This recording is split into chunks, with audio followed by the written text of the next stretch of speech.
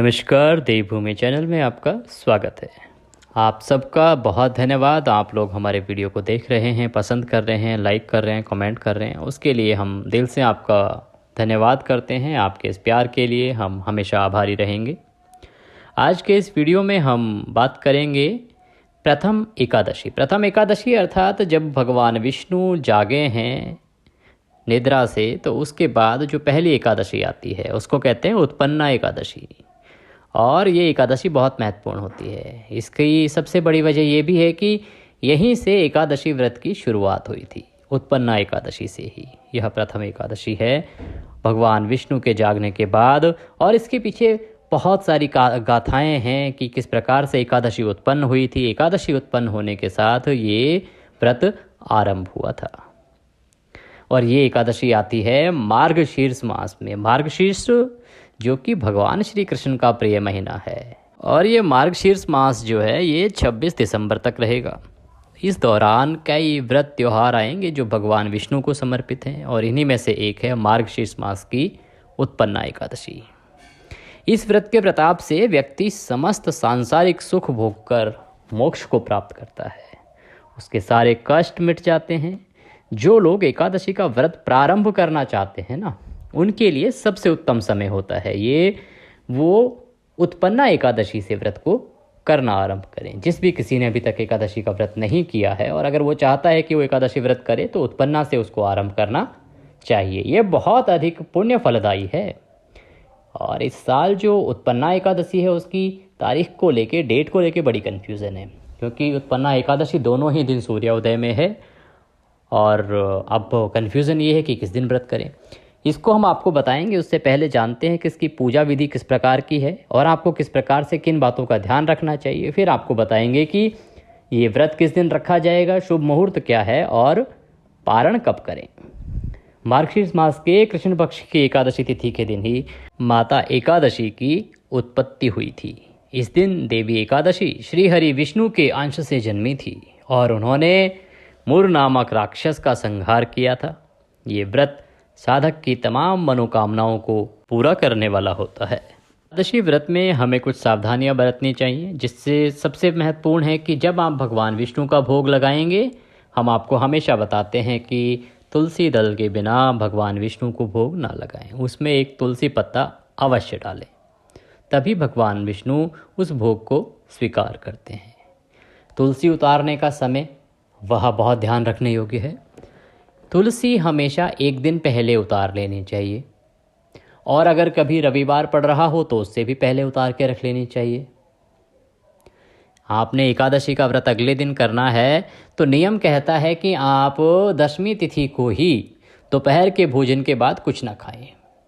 Fruits खा सकते हैं, फल फ्रूट खा सकते हैं, पर अन्न ना खाएं। और लहसुन प्याज तो बिल्कुल त्याग देना चाहिए दशमी तिथि को ही। और रात्रि को, दशमी तिथि की रात्रि को, जब आपको अगला दिन आपने सुबह से व्रत करना है, उससे पहले जो रात्रि है, उस रात्रि को, रात को जो भी खाना पीना खाया आपने, फ्रूट्स वगैरह खाएं, उसके बाद अपना दंत धावन अर्थात मंजन करें अच्छे से, अपने टूथपेस्ट करें अच्छे से, और अपने दांत जो है, मुंह जो है, उसको अच्छे से साफ कर लें। अगले दिन सुबह से व्रत के जो नियम हैं उनका पालन करें।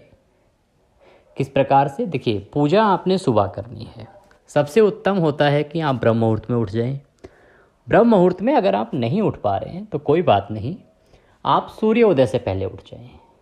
सूर्योदय से पहले उठें, अपना स्नान आदि जो दैनिक क्रियाएं हैं उनसे निवृत्त होने के बाद सबसे पहले एकादशी व्रत का संकल्प करेंगे और भगवान विष्णु की पूजा करेंगे। उसके लिए आपके पास जो घर में मंदिर है वहाँ पे आसन लगा के बैठ जाएं। या तो पूर्व दिशा की ओर मुँह करें या तो उत्तर दिशा की ओर, शुभ रहेगा। आसन लगा के बैठ जाएं और वहाँ पे एक चौकी, देखिए आपके पास मंदिर में ऐसी जगह है जो साफ़ सुथरी होती है, या फिर आप पहले उस जगह को साफ़ कर लें। अगर कच्ची जगह है तो गाय के गोबर से लीप लें। अगर आपके पास आजकल, क्योंकि कल्चर फ्लैट्स का है, तो आपके टाइल्स होती हैं लगी हुई, आप एक अच्छे से शुद्ध पानी से उस जल का पोछा लगा लें, उस पर गंगा जल छिड़कें, फिर वहाँ पे एक पट्टा, चौकी जो भी आपके पास है वो बिछाएं। उस पर हो सके तो एक पीला वस्त्र बिछाएं। उसके ऊपर भगवान विष्णु की एक प्रतिमा या तस्वीर रखें। तस्वीर या प्रतिमा जब भी कुछ हम रखते हैं तो भगवान को सबसे पहले आसन देते हैं। उसके निमित्त कुछ पुष्प वहाँ पे रखें, उसके ऊपर आप उसके बाद उस तस्वीर को रखें। गणपति जी की प्रतिमा आपके मंदिर में होगी, उसको रखें, गणपति जी बनाएं। माँ लक्ष्मी साथ में हैं तो उत्तम है, माँ गौरा साथ में है, रिद्धि सिद्धि तो उत्तम है। और अगर नहीं भी है तो गणपति और विष्णु जी की पूजा आप कर सकते हैं। इसके बाद सबसे पहले शुद्धियोदक, आप पहले अपने हाथों को धोएंगे। एक लोटा या गिलास लेना है जिसमें जल होगा साफ, उसमें थोड़ा सा गंगा जल डाल लीजिए। उसके बाद उससे पहले अपने हाथों को हस्तो प्रक्षालनम, अपने हाथ धोइए। फिर भगवान को स्नान कराइए। स्नान कराने का सबसे अच्छा तरीका है, एक कोई पुष्प आपके पास होगा, उस पुष्प को पानी में डुबोइए और अपने सीधे हाथ से प्रभु को थोड़े से छींटे दीजिए। अगर आपके पास पुष्प नहीं है तो आप अपने हाथों की 2 उंगलियों को उसमें डुबोइए और उनसे भगवान को छींटे दीजिए। उसके बाद भगवान को एक साफ वस्त्र से पोंछिए। एक साफ वस्त्र जो आप मंदिर में रखती होंगी, नहीं है तो कोई बात नहीं, कोई भी धुला हुआ एक साफ कपड़ा लीजिए, कोई हैंकी लीजिए, रुमाल लीजिए। उससे भगवान की तस्वीर को, भगवान की प्रतिमा को अच्छे से साफ कीजिए। पोंछने के बाद, स्नान कराने के बाद उनको तिलक लगाइए। गणपति जी को भी तिलक लगाइए। तिलक लगा के फिर पुष्प अर्पित कीजिए। माला है तो माला अर्पित कीजिए। वस्त्र के रूप में मौली अर्पित कीजिए, क्योंकि वस्त्र जो है तस्वीरों को पहनाए नहीं जा सकते, तो एक जो नियम है उसके अनुसार मौली का एक छोटा सा टुकड़ा, मौली कलावा भी कहते हैं उसे, एक छोटा टुकड़ा तोड़िए, भगवान को अर्पित कीजिए, गणेश जी को अर्पित कीजिए। ये वस्त्रम वस्त्रांते वस्त्र हो गया आपका, स्नान हो गया आपका, तिलक हो गया आपका। उसके बाद माला पहना दी आपने, पुष्प अर्पित कर दिए। आप व्रत का संकल्प लेंगे। अपने हाथ में थोड़ा सा जल लीजिए और थोड़े फूल डाल लीजिए। भगवान से निवेदन कीजिए, ओम विष्णु और विष्णु और विष्णु। हे भगवान विष्णु, हम आपको साक्षी मानकर अपना नाम बोलिए, अपना गोत्र बोलिए और जिस स्थान पर आप हैं अपना मकान नंबर बोलिए। हम ये संकल्प करते हैं कि आज के दिन हम एकादशी का व्रत निराहार रह के करेंगे। इसको सफल बनाने के लिए हमें शक्ति दीजिए और वो संकल्प भगवान विष्णु के चरणों में छोड़ दीजिए। उसके बाद आप भगवान विष्णु की कथा श्रवण कीजिए। एकादशी का जो महात्म्य है, हर एक एकादशी का अलग महात्म्य होता है, वो अवश्य सुने। अगर आपके पास पुस्तक नहीं है तो सबसे अच्छा साधन है आप हमारे चैनल को सब्सक्राइब कर लीजिए, और कर रखा है तो वो बहुत उत्तम है, क्योंकि प्रत्येक एकादशी का महात्म्य, प्रत्येक एकादशी की कथा समय से आपके इस चैनल पर अपलोड की जाती है। आप अपने हमारे चैनल पर वह कथा श्रवण करें। कथा सुनने के बाद भगवान विष्णु की आरती करें। भगवान विष्णु की आरती के बाद भगवान को भोग लगाएं। भोग में तुलसी दल अवश्य डालें। भोग लगाने के बाद पूजा आपकी समाप्त होती है। इस प्रकार आपका जो पारण होगा वो होगा अगले दिन एकादशी व्रत का, क्योंकि इस दिन आप अन्न नहीं खाते हैं, तो पारण आपका अगले दिन होगा जो द्वादशी युक्ता होता है। और हमेशा प्रयास ये होता है कि पारण आपका द्वादशी तिथि समाप्त होने से पहले हो जाना चाहिए। अब बात आती है कि ये एकादशी है कब।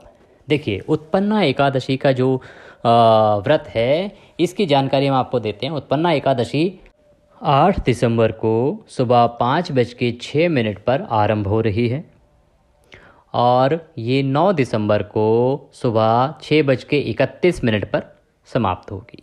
तो 2023 में 5:06 पर 8 दिसंबर को एकादशी तिथि लग रही है और ये समाप्त होगी 9 दिसंबर 2023 को 6:31 पर।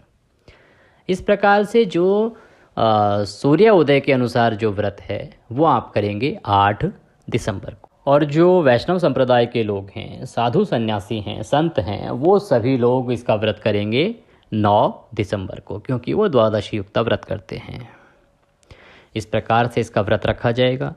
पारण अगर आप 8 तारीख को व्रत रख रहे हैं, गृहस्थ आश्रम वाले, आप 8 तारीख को अगर व्रत रख रहे हैं तो आपका पारण होगा दोपहर को 1:15 से 3:20 का समय रहेगा। ये समय रहेगा 9 दिसंबर को। आप 8 तारीख को एकादशी का व्रत रखेंगे, 9 दिसंबर को दोपहर को 1:15 से 3:20 का समय। अगर आप वैष्णव संप्रदाय से संबंधित हैं और 10 दिसंबर को आप इसका पारण करेंगे 9 को व्रत करके, और समय रहेगा सुबह 7:02 से 7:13 के बीच में, क्योंकि उसके बाद द्वादशी समाप्त हो रही है, इसीलिए आप इससे पहले ही पारण अवश्य कर लें। जानकारी थी एकादशी के बारे में। अगर वीडियो अच्छा लगा हो तो वीडियो को लाइक अवश्य करें, कमेंट बॉक्स में जय श्री हरि अवश्य लिखें।